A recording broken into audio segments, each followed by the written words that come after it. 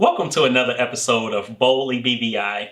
I am your co-host, Brian Anderson. And Hey, B, wait a minute. Before we go any further, I gotta go get my tennis bag.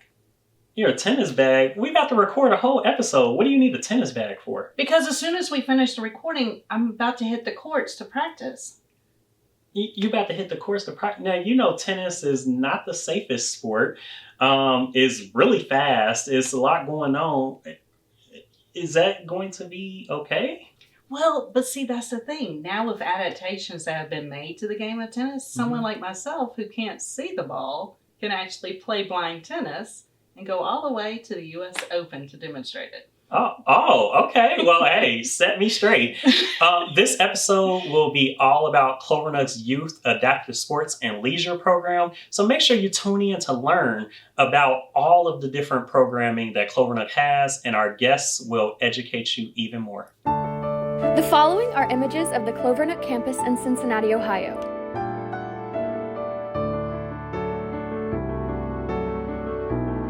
Clovernook's logo, the Boldly BVI logo. All right, so welcome to another episode of Boldly BVI, and today is all about adaptive sports. I'm Stephanie Jones. And I am Brian Anderson, and we are both wearing our brand new green Boldly BVI t-shirts. And what makes these t-shirts so great is that under the Boldly BVI print, there is Braille that reads Boldly BVI. And later on in the episode, we will talk about the significance of what these shirts mean and when and where they will be worn. But in the meantime, since today is all about our youth adaptive sports and leisure programs, Stephanie, you've worked with these programs. Would you like to tell us a little bit about it? Oh, I love Clovernook's Adaptive Sports and Leisure Program. So we made sure that we've got a little bit of something for everybody. That's why the leisure is in there, because there's lots of things that go into play. So from rock climbing to skiing, bowling, goalball, but then also some of the skill sets needed to participate in cooking or culinary skills. Yum. What about arts or theater or music? So there's a little bit of everything mixed into our adaptive sports and leisure program. But I don't want you to just take my word from it. Let's check out some of the video that we have from some of our past events. Clovernook offers a wide variety of adaptive sports and activities throughout the year and at our summer camps, including rock climbing, ice skating, judo, tennis, hockey, cornhole, goalball,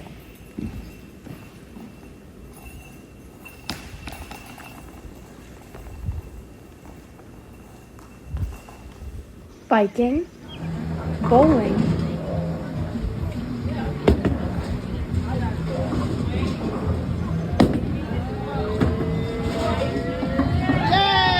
and skiing. Come join us for some fun soon.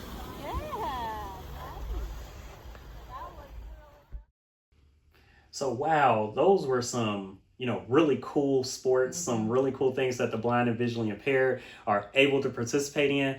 I really, really, really wish they had these when I was growing up, so I could have been even more active in the sports world. And it would have been probably a safer and more comfortable experience for me and my parents as well. Well, while we didn't have these programs around when you were a youth, we're trying to give the youth today a foundation so that they know that they can participate in whatever activity they want, whether it's a sport or a leisure activity. We're trying to make that way. But I think we need to hear from some of our experts or some of our external partners who are helping make this happen. All right, let's do it.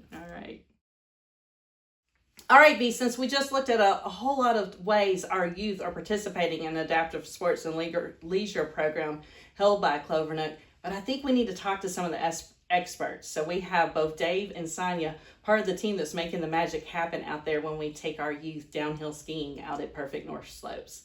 So Dave and Sonja, thank you so much for working with us and being here with us today on Boldly BVI. So I'm going to let you guys introduce yourselves and talk about what your roles are out at Perfect North. Sounds great. My name's Dave. I'm the snow sports school director here at Perfect North Slopes, and this is Sonja. I'm the assistant snow sports director here at Perfect North Slopes. And between the two of us, we work really, really hard throughout ski and snowboard season to help make the experience of anyone wanting to learn how to ski and ride the best that it can be. So, Dave, a lot of individuals fear that skiing is not the safest. They are a little nervous about doing it. Not even the blind or visually impaired, but just sighted individuals. So with that being the case, how do you adapt skiing for the blind and visually impaired to make it a safe and a fun experience? Great question. So it's funny, our motto from our education organization that we're affiliated with is safety plus fun equals learning. And so no matter who a person is, where they come from, whether they're fully sighted or visually impaired, doesn't matter. Our goal is to create a safe environment and a fun environment, because we know when you've created those two types of environments, learning can happen. And so the biggest thing that we do is we try to understand our guests to the best of our ability, so that we can help create the experience be a fun one for them. And so we're going to take the education we have and what we know about skiing and riding, and we're going to take the information that we gather from our guests and understand about them, and we're going to try to merge the two together to create that experience for them. Usually when a guest comes out, we have a little bit of an idea of where we want to take them. Obviously, from you want to be on the snow sliding around, and so we're going to adapt our environment to help best make that experience a fun one for you and get you doing that. So when you're talking about the experience and adapting it for the client, I love the fact that you're making this customizable for the group that you're serving. So talk about some of the ways that you're using those adaptations, specifically when Clovernook brings our guests out to the slopes. How does that work? Luckily, when the groups come out, and Clovernook is in that category as well, we ask for specific information from all of our groups so that we understand what equipment do we need to have ready to go. And we have an adaptive space where we have props, we have toys, and we have different things that we can use for any of our adaptive lessons. So when that information comes in, and then we interact with all of you to understand who is actually coming, we create a little roster for our instructors, and the instructors get to see ahead of time what kind of guests they'll be working with. And this gives them a little bit of an opportunity to do some creative, thinking about where are we gonna go? Is this a person a beginner? Have they ever been out here at all? It really gives us a little bit of a leg up on planning. So that's what our strategy is. The more we know ahead of time, the better, hopefully, that the guest experience is. And then when you get here, and we welcome you, and we have all of your equipment ready with the guests' names on it, whether it's skis or snowboards, it's all hopefully feeling very personalized and intentional. So you all talk about the guest experience and making that experience amazing for anyone who comes through those doors. Why is it important to you to include the blind and visually impaired in what it is that you all are doing, and to maintain this relationship that you've been able to build with Clovernook? I think it's important to just include everyone. Anybody that has a desire to learn how to ski and or ride, and riding being snowboarding, so skiing or snowboarding. Anybody that has a desire to do that, we want to make that as accessible to them as possible. It doesn't matter, again, who they are or what background they're from or what disabilities they may or may not have. We're just trying to create an accessible environment for everybody. Excellent. Before I let Stephanie wrap us up here, I just have a bonus question for you. So, so you've had, a lot of different groups of individuals come through, and you've been working with Clovernook for a while. What would you say has been one of the best sentiments that, either a child or even an adult has given about being a part of the adaptive skiing experience? This past season has been exceptional, and with the connection we've created with our guests and those folks that come out, like the people that manage Clovernook and all of our other events that we have, we've gotten a lot of feedback and pictures and things from our groups, and really the overwhelming sentiment has been that our staff, whether from the beginning of the time of booking the event, working through getting equipment ready, everything is ready when the guest gets here, to the lesson that they receive and the connection they feel with their instructor, and then they're excited about the possibility of coming back. That whole experience that we help create along with our groups like Clovernook is very positive. And that overwhelming, it's like, we love our instructor, and like I said, the pictures that we get, that just speaks volumes. If you're going to take a picture of your instructor and your child or your group and send it to us and say thank you, no words are necessary. Yeah. Well, Dave, Sonja, thank you so much for having this program, for Perfect North, for hosting Clovernook, and not only just Clovernook, but other organizations like you all talked about, because you're opening up doors that haven't been opened before. And I know it was my first year to get to experience it this year. It was awesome. I can't wait till we go back, but you're right. Seeing how you all interacted with us, seeing how the parents loved the experience, and listening to all the comments from the youth as they were coming off the slopes and taking off boots and stuff, and just wanting to know when we're going back. It's been an awesome experience. So thank you for being such a willing and wonderful partner for us. You're welcome. Thank you, guys. Looking forward to next season. Totally looking forward to it. All right. Well, we will see you all on the slopes next year. And at the same Sounds time, great. we will also find out what it's like to have a visual impairment from the parent side and the youth side as they want to pursue adaptive sports and leisure programming. So stay tuned. Before we get to our next guest, we would like to offer an update on the Ohio Regional Braille Challenge, as we promised. So Stephanie, would you like to do the honors? Oh, the Ohio Regional Braille Challenge was a great success this year. And we have finished all of our competitions.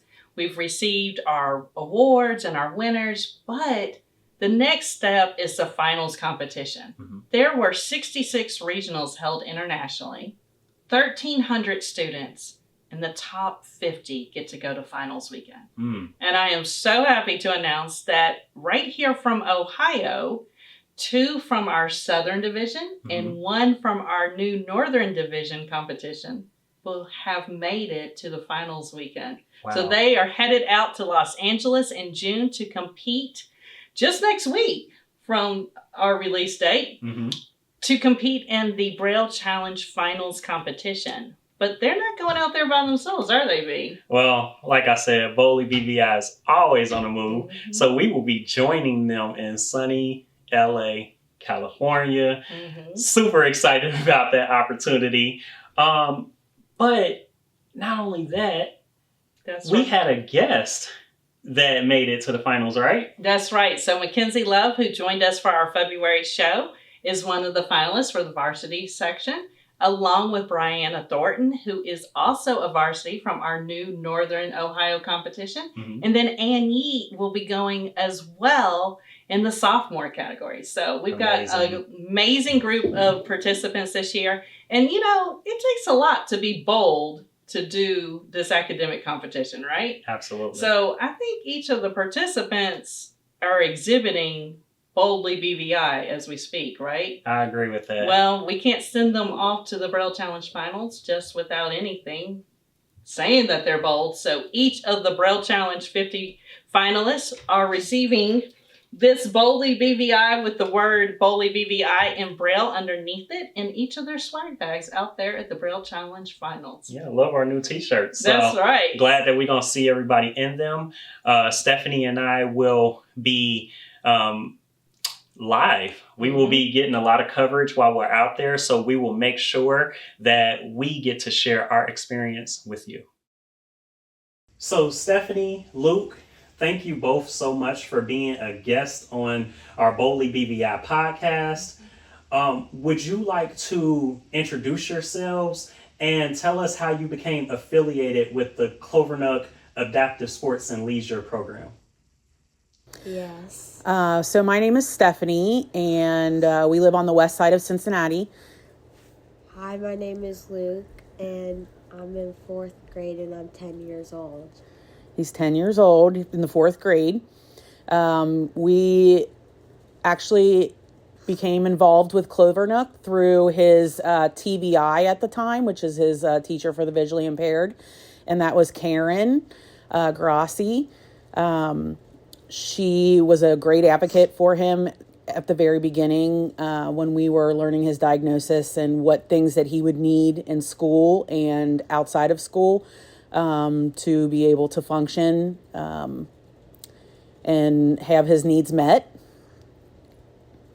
So just so we all are making Boldly BVI a safe space, Stephanie and I are going to disclose what our visual impairment is.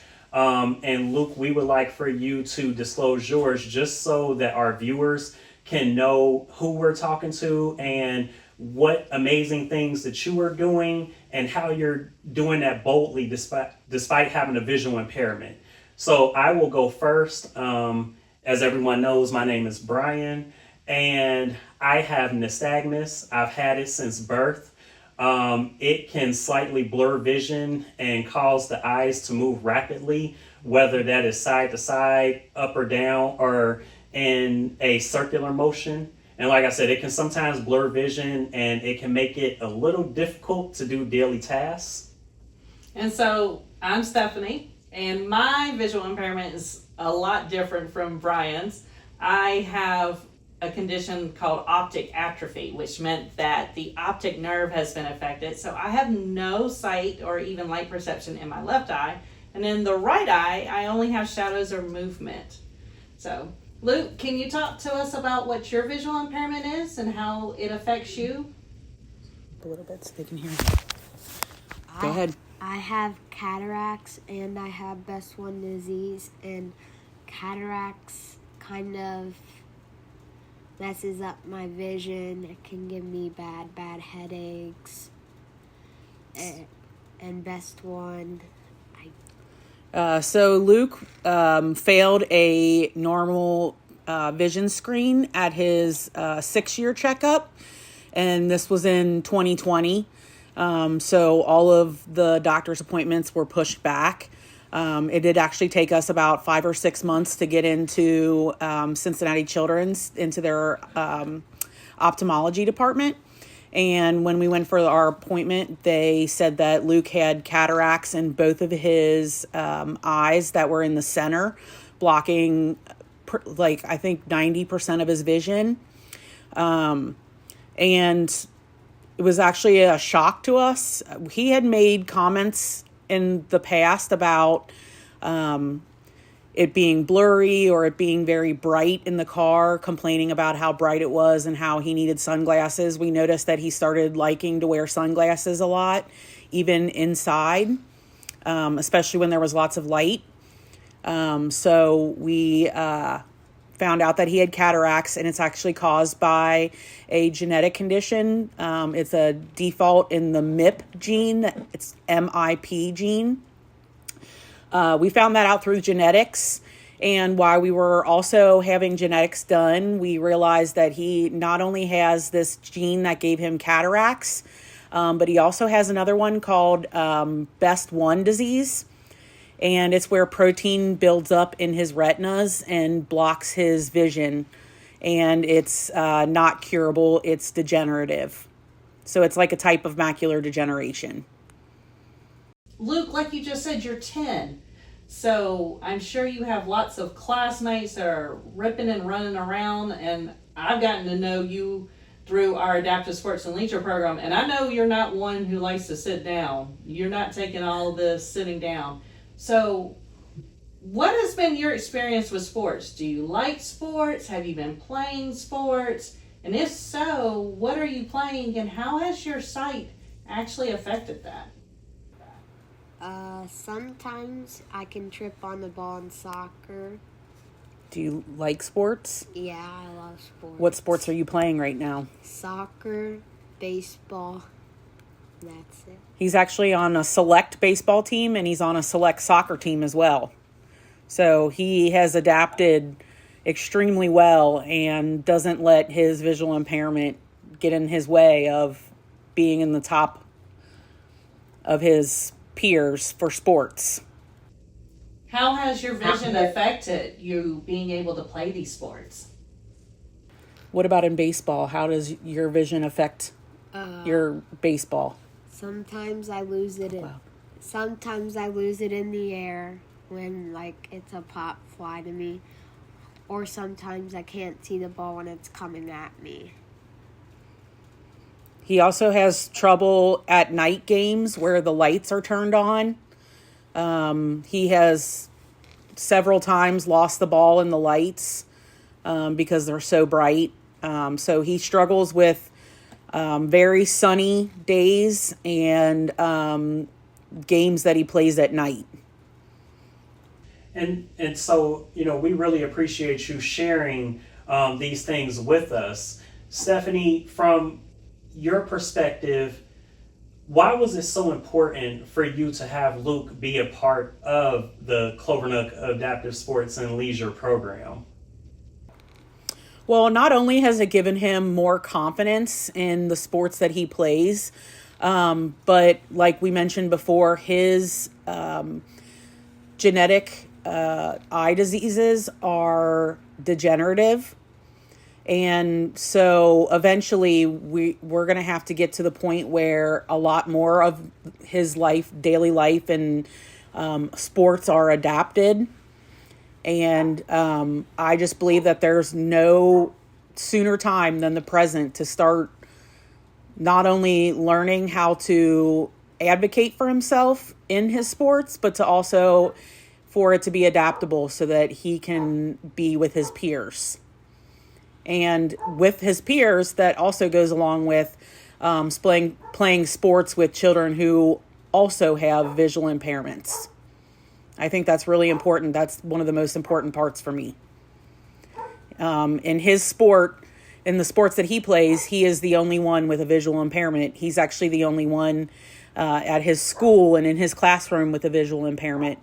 So it's really important that he is in sports and in activities with children who deal with the same kind of things that he does. So, Luke, what are some of the sports that you've played since you've been part of Clovernook's Adaptive Sports and Leisure program? And what's kind of been your favorite moment with our programming here? So what sports have you played with Clovernook? Goalball. Goalball. What else? Ice hockey. Ice hockey. Horseback riding. Yeah. Skiing. Skiing. Swimming. Tennis. Tennis. What was your favorite out of all of those? Horseback riding. The horseback riding? I think you really liked the skiing too. You came home with a big smile on your face after skiing. And you've even done our adaptive sports sleepaway camp where you've gotten a whole week of sports and a week away from mom and the family and everybody else, right? Yep. He's signed up for this year for camp, and this will be his third year at going to sleepaway camp. And when he was a camper for the very first time, he was actually the youngest camper that they've ever had at sleepaway camp. He was everyone's favorite little brother. So it was great. He was a favorite for the bigger guys, for the older guys. And he doesn't like to say no to any kind of challenge that's brought his way. So I know Miss Karen and Miss Kelly rode bikes with him a lot. I bet you they were worn out after those camps. So, Stephanie, I would really like to take the opportunity to just say thank you for allowing Luke to do these things despite having a visual impairment. you know, not handicapping him and putting him in a position to not be able to do the things that his other peers can do. Like you said, he's the only one in his school that, you know, experiences the things that he experiences on a daily basis. I can really relate as being a kid and having a mom who let me do the things that my peers did because she didn't want me to feel like I was being excluded from, you know, the different activities that everyone else was doing. My question to you is, what advice would you give to other parents who may be nervous, who may feel afraid to allow their kid to experience some of the different sports that you have allowed Luke to play? What advice would you give those parents to make them more comfortable to let their child take that plunge? Well, and I can say this because I am a parent that had to learn to accept that my child was different than other children, not less, but different. And I want him to have every single opportunity that every other child has to play sports, whether that's adaptive, whether it's select. I will continue to allow him to play the sports that he loves for as long as he wants to do it. And I think that will be for a long time because he is obsessed with sports. You know, when we were told about his visual impairment, nobody really writes a book for parents on what to do how to go about helping your child that was born with things that is out of his control. And I want him to have every opportunity in the world to climb mountains and swim the seas, just like everyone else. May I ask you, how did you get over that initial fear? Because, you know, I understand, you know, what you're saying about giving him every opportunity, but, you know, first of all, did you have any initial fears about him playing? Because as he mentioned earlier, with baseball, sometimes he will lose the ball in the light, and sometimes parents can be a little concerned about the safety of the child and them getting hurt. You know, how did you get over those initial fears to be confident to let him take all of the opportunities he possibly can? Well, I'm lucky in the fact that Luke likes to take risks on his own. And, you know, we've had a lot of trips and falls and stitches and some broken bones, but nothing that has stopped him from being who he is. And I mean, I sit and watch his games. I try to be at every single one of them. And I won't lie, I do hold my breath sometimes about him getting hurt or him not being able to adapt to his environment or his surroundings. But Luke likes to take the reins, and he is fearless. And if he falls, he gets back up. And I actually take his lead. He doesn't take mine. He's one of my heroes. Oh, wow. That's wonderful. Okay. So, Luke, last question goes to you.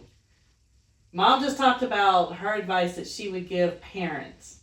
But what would you say to another youth with blindness or visual impairment who they're scared to participate in sports? What advice would you give them to get over that? I would say never be afraid to try something. Do your best. Try it. And I'm sure if you don't like it, don't do it. If you do, do it. And advocate for yourself. And advocate for yourself. That's right. All right. That is the true definition of being boldly BVI. And so we appreciate having you both on to, you know, tell your story and hopefully be able to inspire, to motivate, to help other parents and children be able to have their kids participate in adaptive sports programming, especially through Clovernook. We really appreciate everything that Clovernook has done for us. I can't even begin to say how appreciative I am of everything and everyone that works through Clovernook. We are so appreciative of all that you've given us. So thank you. Oh, well, thank you. So Stephanie and Luke, we'll see you at the next event. How about that? All right. We'll see you then. All right. Thanks so much. So I love the part about Miss Stephanie talking about Luke being our hero. And I think their story really exemplifies what it means to be boldly BVI, not just from someone who's BVI, but also from someone who's supporting them along in their journey. So I think there are definitely people like that who need to be wearing the Boldly BVI shirts, especially like these ones that we have on. And so if you want to know how to get your hands on a Boldly BVI shirt so you can too represent, check it out. Clovernook Center presents Boldly BVI Spirit Wear. T-shirts $16, long sleeve shirts and sweatshirts $22, hoodies $28. Logo available for both dark and light clothing. Use QR code below to order. So even though you mentioned that there weren't adaptive sports programming going on a lot when you were a youth, I know that you're really big into sports and you've just reached a milestone in your sports journey. So we need to know about this. Okay, so I just participated in my first marathon, the Flying Pig, last month. Man, it was an amazing experience, and I'm still riding off the high of doing that. But as a person with blindness or visual impairment, how did you feel about this going into it, and how did you prepare for it? Oh, my heart was pounding. I was really nervous. I remember talking to you about the reason why I was nervous, just because it was a new environment. And I know you can relate to sometimes going somewhere new and doing something that you've never done before, just some of the nerves that can kind of come into that, and just wanting to be comfortable in a new environment. But I felt like once I got there, once I got into my groove, the mile markers were very well defined. There were cones, there were a lot of people, so it was easy to kind of follow the pack on where I needed to go and what I needed to do. And once I kind of got into a routine and figured out, I mean, there were people everywhere cheering and everything. I felt real comfortable and I was in the zone, and all of those initial nerves went away and I was able to beat my expected time. And so, yeah, excited about getting one of these. All right, so is this going to be the only half marathon that you're going to do, or can we expect more in the future? So I'm signed up for a 7K later on this year. Okay. I'm also doing the Queen Bee half, and I will be participating in the Flying Pig again next year. So I think I've been like bitten by the bug. So I think that going forward, I will be running a lot more. Well, I know that you have made a lot of moves around here at Clovernook, got a lot of people talking about it, so we might be out there joining you, or we'll just be cheering you on from the sidelines. But I will tell you this, we cannot talk adaptive sports without talking about goalball. And so I want to make sure that we have a chance to learn about what goalball is. And we're going to hear from Mindy Cook herself, who is also a Paralympian when it comes to goalball. So today, you can't talk about sports, adaptive sports, without talking about goalball, which is the Paralympic sport for the blind and visually impaired. But I don't want to be the one to tell you about it, because we have someone fabulous with us today, Miss Mindy Cook, who is a member of the U.S. Women's Goalball team, to kind of walk us through her journey.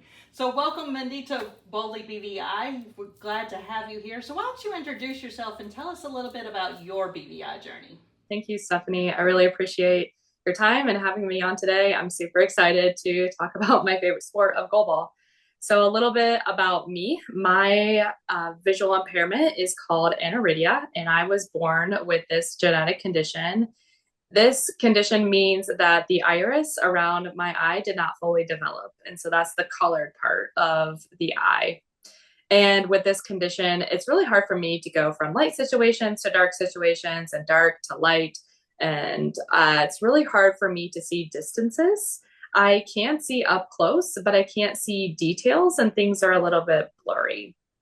I also have nystagmus, and with nystagmus, it means that my eye is shaking so hard and it's trying really hard to see what it is seeing and process that and then send that to my brain. So a little bit, that's about my visual impairment. A little bit about me then is that I am from a small town in Ohio called Salina, Ohio. It is on the western side of the state. I am the youngest of 3 kids. I have an older brother and an older sister. And I cannot say enough about how wonderful my childhood was. I have so many cousins and a big family, and we were always out doing something on the lake that we grew up next to, or doing some kind of family outing or family vacation. So I absolutely loved growing up in a small community. After high school, I went to Ohio State, where I graduated with a degree in economics. And I was also really involved at Ohio State. I did a junior class honorary. I did a community service program and a fraternity. I also did a scholars program that was dedicated to community service, and then was a community ambassador for off-campus students. After college, then I started a job with the federal government where I am today. I've been there for about 12 years now, and I am a contracting officer where I buy spare military parts for our warfighters, and I absolutely love it. I love being able to buy parts that our military needs so that they can do their job. So while I'm not working, like you said, I'm a current member of the U.S. national women's team, and absolutely love that. Love the time I spend with the so skilled women that I am surrounded with. They're so talented, and I learn so much from them. And while I'm not training or competing or working, I love doing things like this, sharing my story, advocating for people with disabilities, empowering young women. And yeah, it's like I said, having a visual impairment, when I was born with it, there's been a lot of highs and a lot of lows, and one that I'm very thankful for now. I used to be ashamed of my story, not wanting to share it, wanting to hide it.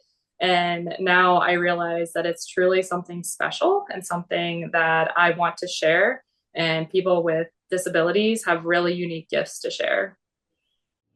Yes, you have an amazing story, because that's one of the reasons when we put this episode together, we wanted you on it, because you shared it at our Camp Abilities last year with the group, and it made such an impact, not just your journey, but the personal side of it, the working and stuff. So thanks for being willing to share it and being willing to share it with us here on the podcast.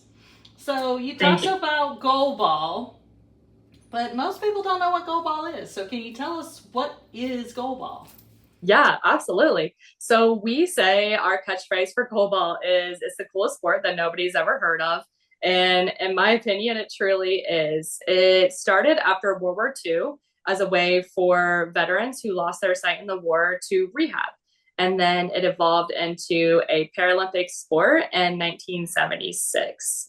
And so the game of Goalball is played on a volleyball-sized court, and there are string put down on the court with tape put over top of that so that we can feel our way around the court.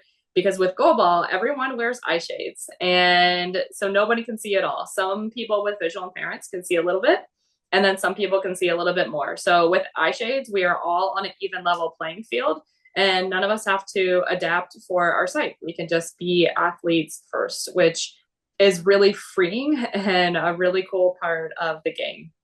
Goalball is played on a 3-versus-3 game, and it's played with a ball that's about the size of a basketball. It's a little under 3 pounds, and the object of the game is to throw that ball, which has 2 bells inside of it, so you can hear it, and you throw it from one end of the court to the other end of the court to try to score in your opponent's net.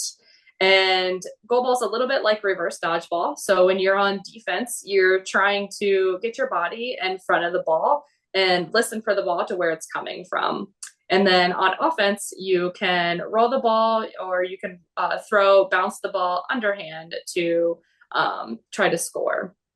It is a game that is played with 2 12-minute halves. So it's also a unique sport in the way that it has to be completely quiet from the audience. So when the ball is put in play, the audience as well as the coach has to be completely silent.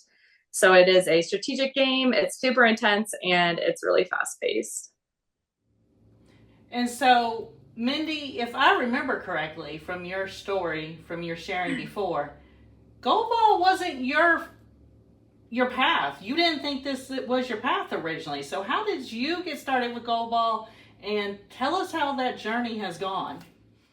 Yeah, of course. So, like you said, it definitely was not my path. I grew up playing able-bodied sports like soccer, but that did not go so well for me. I could not track the ball, and I was also getting hit in the face with the ball. And so I just didn't think that team sports were for me. As a visual impaired person, I would ever be able to play any sports.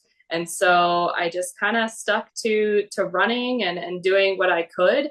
But I was very sad that that wasn't going to be a part of my life until after college. I started working for a organization in Cincinnati, the Cincinnati Association of Blind and Visually Impaired. And I met a friend now, his name is Jim, and he told me probably on the first day he met me was, do you want to play goalball? And I was immediately said no. I was like, didn't know what goalball was, and I was not involved in adaptive sports, and especially with something that I never heard of. Jim was very persistent though, and after 4 years, I finally told him, okay, I will go to a practice. And when I went to the practice, I saw everyone underneath eye shades, which I thought was interesting. I didn't have to adapt for my sight. And so that really intrigued me. And then I also saw people throwing a ball really hard. And so I saw that as a challenge. And then I agreed to go to a tournament in Michigan for my first domestic tournament. And that is what absolutely changed my life. After going to that tournament, not only was that atmosphere electric with the competition, I met a community that I did not even know existed, and I didn't know how much that they were going to impact my life. For the first time, I met others with visual impairments, and before that, my group of individuals with a visual impairment was quite small. And so I found others that were successfully in the community and society. I saw others that weren't afraid to be blind. I saw others that weren't ashamed to be blind. And I found people that I could relate to. And so ever since then, I saw goalball as a sport that I wanted to get better at and a community that I wanted to be a part of. And I have not stopped playing ever since.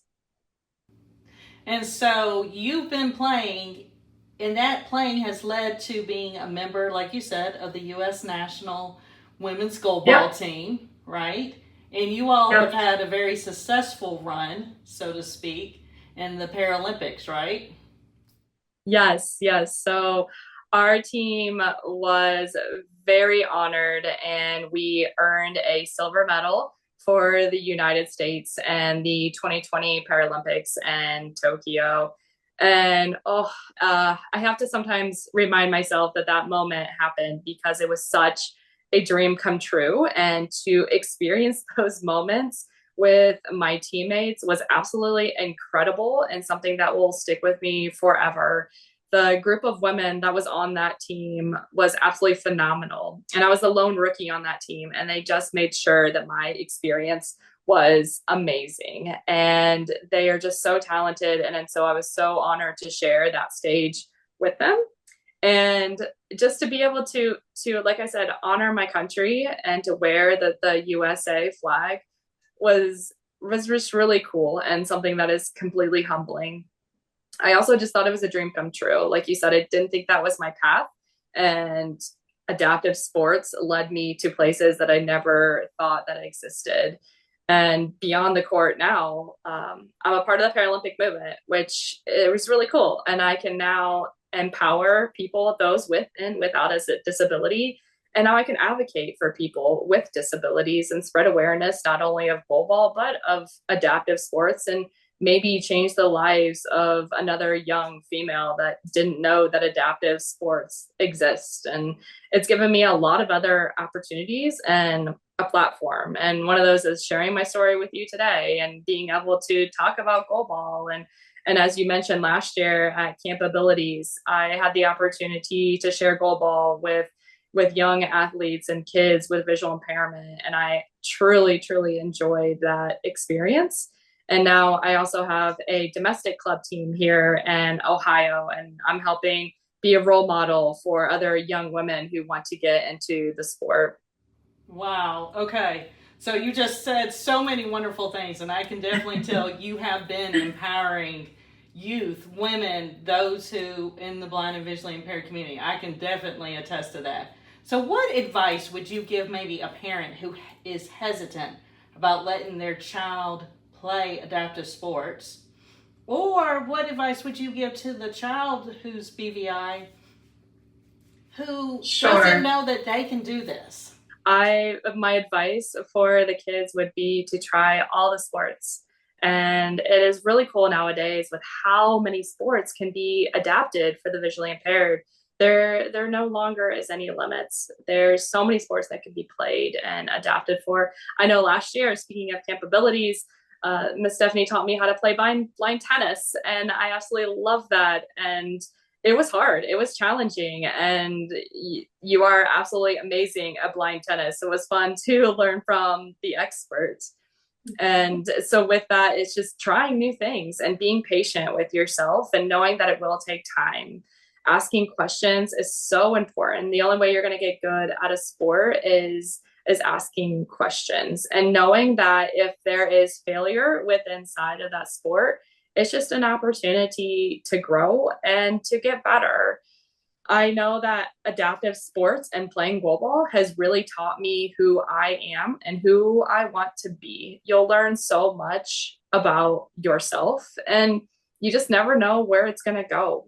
You'll never know what kind of community you'll find, what lasting relationships that you'll find, and what kind of dream it might spark, and where that dream might lead, and what path it might take you on in life. Wow. Mindy, you've already said so many wonderful things. Thank you. Last question. For someone who is BVI and part of this community, what does it mean to live boldly with your blindness and visual impairment? That's such a great question. I love this question. It's so good. I think that it means to be brave. I would say that it means be brave enough to show up each day and be your authentic self, and be brave enough to know that you are enough, and be brave to dream big, not put any limits on your dreams, and challenge yourself, be brave enough to challenge your expectations, the expectations that other people have for you, and challenge the fears that you have. It takes so much bravery to go out into this big world each day, and it is scary. And be able to challenge yourself and be proud of your accomplishments and that 1% better each day. And what I really like to share is, when I share my story, is that when you challenge fear, just know that on the other side of that fear is opportunities, and you never know where those opportunities may lead you. Wow. Well, thank you so much, Miss Mindy Cook, for being with us here at Boldly BVI, because you are right. There have been so many opportunities along your journey, and I'm so glad that you grabbed hold of them and are showing the rest of us how to grab hold of them so that we can have our silver medals, maybe not at the Paralympics, but in our own ways. So thanks so much for being here with us today. Absolutely. Thank you so much for having me. Thanks so much for what you're doing and this podcast. It's truly impactful. So, wow, Stephanie, this episode has taught me a lot about our youth adaptive sports and leisure program. And, I'm just excited for the kids and all of the wonderful, sports that they'll have the opportunity to play. Well, not only that, I think it's more important. It's all about just getting out, finding your niche, and doing something. Mm-hmm. So if you want to be included, there's a lot of adaptations that have made different sports available for those with blindness or visual impairments. So this is definitely an episode where you want to like, comment, share, and subscribe. Tell a friend, because whether you are going through Clovernook or another agency, we want all of the youth to be able to get involved in adaptive sports and leisure programming. Mm-hmm. And at the same time, did you know that this episode wraps up our first season of Boldly BVI? Already? Yeah, so don't worry, season 2 is on its way. But don't forget, in the meantime, join us. Make sure that you're staying connected to clovernook.org, our Facebook pages, so that you can catch us while we're out in LA live for the Braille Challenge Finals. And until we see you again, make sure that you continue to live your best, bold, blind, and visually impaired life. Clovernook Center presents Boldly BVI, presented by Clovernook Center for the Blind and Visually Impaired. Share your feedback, comments, and questions to boldlybvi@clovernook.org. Boldly BVI appreciates and acknowledges guests Dave McKinley and Sonja Rom, Snow Sports School, Perfect North Slopes, Stephanie and Luke White, Clovernook Adaptive Sports participants, Mindy Cook, U.S. National Women's Goalball Team, co-hosts Brian Anderson and Stephanie Jones, guest swag, Clovernook Makerspace, Clovernook Program Services Spiritwear. Creative team, Cassie Israel, logo design, Becca Shaw, videographer, Oviante Magsby, music composition, Anne-Marie Lusk, voiceover and audio description, Helen Frenetti, graphic design, Boldly BVI Committee, and Veer Communications. To support Boldly BVI or other Clovernook Center programs, please visit https://clovernook.org/.